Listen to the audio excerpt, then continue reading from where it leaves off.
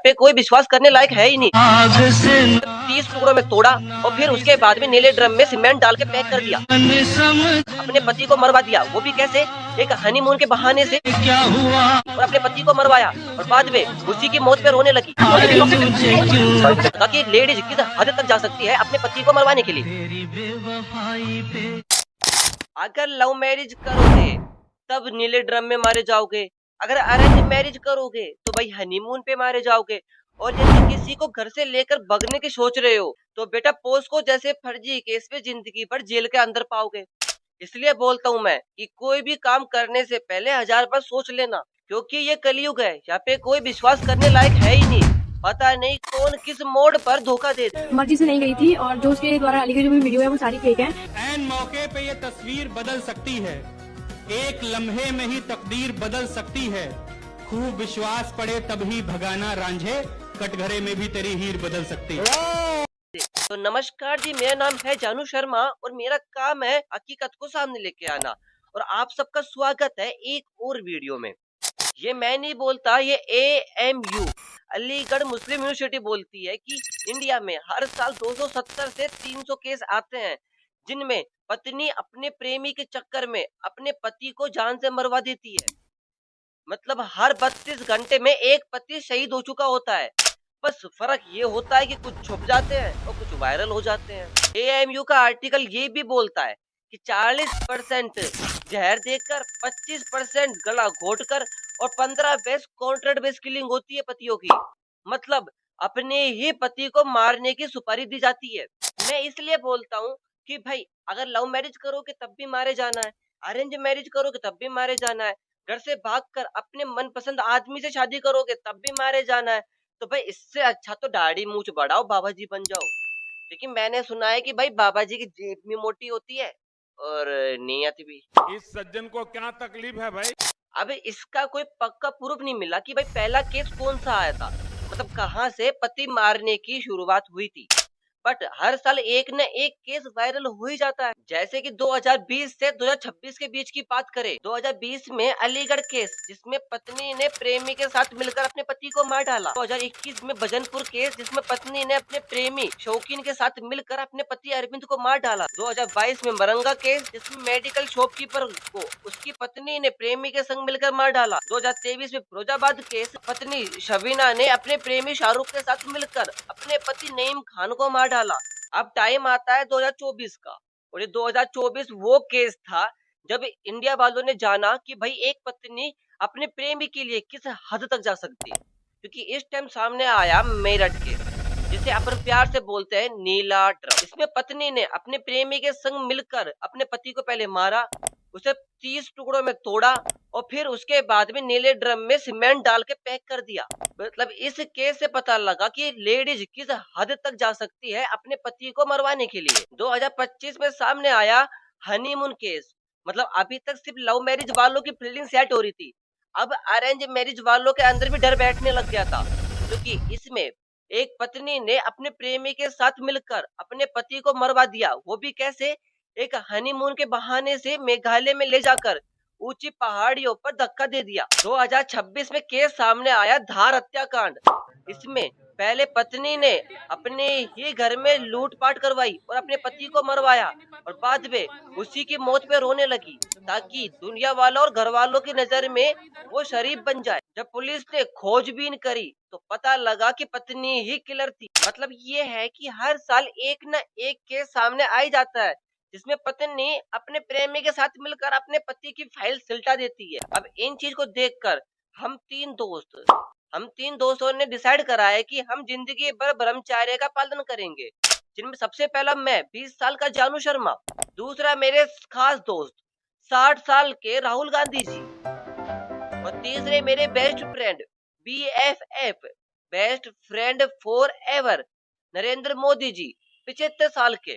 लवणे न भोजन। तो बात करते हैं नीला ड्रम केस के बारे में, जिसमें अपने पति को पहले टुकड़ों में तोड़ा, मारा और उसके बाद में नीले ड्रम में डालकर सीमेंट से पैक कर दिया। तो चलो इस केस के बारे में थोड़ा डिटेल से समझते हैं। तो ये है सौरव राजपूत, हमारी कहानी के मेन हीरो, और ये है इनकी पत्नी मुस्कान। और ये है तीसरा आदमी, थर्ड पर्सन, साहिल साहिल शुक्ला, इनके प्यारे आशिक, इनके प्यारे बीएफ। 2016 में मुस्कान की और सौरव की लव मैरिज होती है, वो भी घर वालों के खिलाफ जाकर। ये मेरठ के एक अपार्टमेंट में रहते हैं। अब 2019 में इनके एक बेटी होती है और बेटी का नाम रखते हैं ये पीहू। अब इस पीहू नाम को याद रखना, क्योंकि ये ही पूरे किराए पर पानी फेरेगी। मतलब ये ही मुस्कान और साहिल के बने प्लान का पर्दाफाश करने वाली है, क्योंकि इनकी एक लाइन कि पापा ड्रम में है। अब आगे बढ़ने से पहले ये जान लेते हैं कि ये थर्ड आदमी मतलब साहिल शुक्ला की एंट्री होती कैसे है। तो साहिल शुक्ला और मुस्कान ये बचपन के दोस्त थे, मतलब ये बचपन में एक साथ पढ़ाई करते थे।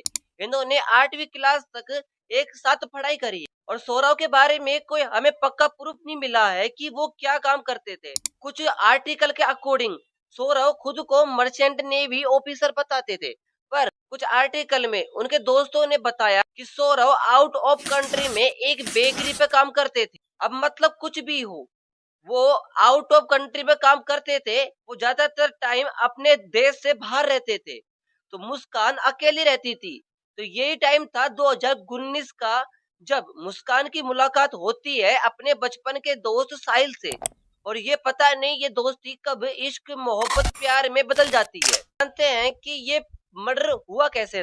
एनडीटीवी के एक न्यूज रिपोर्टिंग के अकॉर्डिंग 24 फरवरी को सौरव अपने घर पे आते हैं और उसी टाइम पर मुस्कान और अपने प्रेमी के साथ मिलकर उनको मारने का प्लान बनाती है 25 फरवरी को, पर वो किसी भी कारणवश सफल नहीं हो पाते। तो वो अपना अगला प्लान 4 मार्च को बनाते हैं और इसमें वो सफल भी हो जाते हैं। 4 मार्च को मुस्कान सौरव को खाने में नींद की गोली मिला देती है, जिससे सौरव बेहोश हो जाते हैं। और उसके बाद में अपने प्रेमी साहिल शुक्ला के साथ मिलकर अपने पति को पहले मारती है, उसके बाद में 14-15 टुकड़ों में काटती है और ऊपर से नीले ड्रम में डाल देती है और ऊपर से सीमेंट डाल देती है और फिर 2 वीक के लिए घूमने चले जाती है हिमाचल में। मतलब यहाँ आकर मैं किसी मक्खी को या किसी जानवर को मार दूं तो भाई टेंशन होने लग जाती है। और ये भाई साहब पति को मारा काटा, ड्रम में रखा हुआ है पति, मतलब पकड़े जाने के फुल चांस है। और बंदी भाई साहब हिमाचल घूमने जा रही है। मतलब भाई ये अलग ही लेवल की बंदी थी। अब जानते हैं कि ये सारा प्लान पकड़ा कैसे गया, इन सब का पर्दाफाश कैसे हुआ। अब वो जानने से पहले आपको एक इन्फॉर्मेशन देता हूँ मैं, कि जो भी मैं ये बातें कर रहा हूँ ये अपने मन से नहीं कर रहा। ये सारी बातें गूगल पे और इंटरनेट पे डली हुई है। और मैं जिन भी एनडीटीवी हो गया, दी टाइम्स ऑफ एक्सप्रेस हो गया, या फिर आज तक चैनल हो गया, या फिर जो भी मैं रिपोर्टिंग न्यूज लेकर आ रहा हूँ, उन सब का लिंक मैंने मेरे डिस्क्रिप्शन में दिया हुआ है, आप वहां पे जाकर चेक कर सकते हो। तो चलो जानते हैं कि ये सब मामला पकड़ा कैसे गया, पुलिस को पता कैसे लगा। जब मुस्कान हिमाचल से घूमने के बाद घर आई तो उसने सोचा कि भाई मम्मी को बता देते हैं, मम्मी हमें बचा लेगी। पर मम्मी तो यहाँ पर हीरो निकली। मतलब मम्मी को जैसे ही मुस्कान ने बताया कि मैंने आपका दामाद की ऐसे फील्डिंग सेट करी है, तो भाई साहब मम्मी जी को आया गुस्सा और वो चले गई थाने के अंदर और अपनी ही बेटी के खिलाफ केस करवा दिया। अब 18 मार्च को पुलिस मेरठ वाले घर पे जाती है छानबीन करने, पर उनको वहां पर सौरव की डेथ बॉडी नहीं मिलती है। तो मैंने कुछ टाइम पहले आपसे बोला था कि उनकी एक बेटी थी और बेटी का नाम था पीहू। तो पीहू को याद रखना, क्योंकि जो भी पर्दाफाश होने वाला है पूरे प्लान का, वो ये ही करने वाली है। तो जब जब पुलिस मेरठ वाले घर पे जाती है तो उनको वहां पे डेथ बॉडी नहीं मिलती है।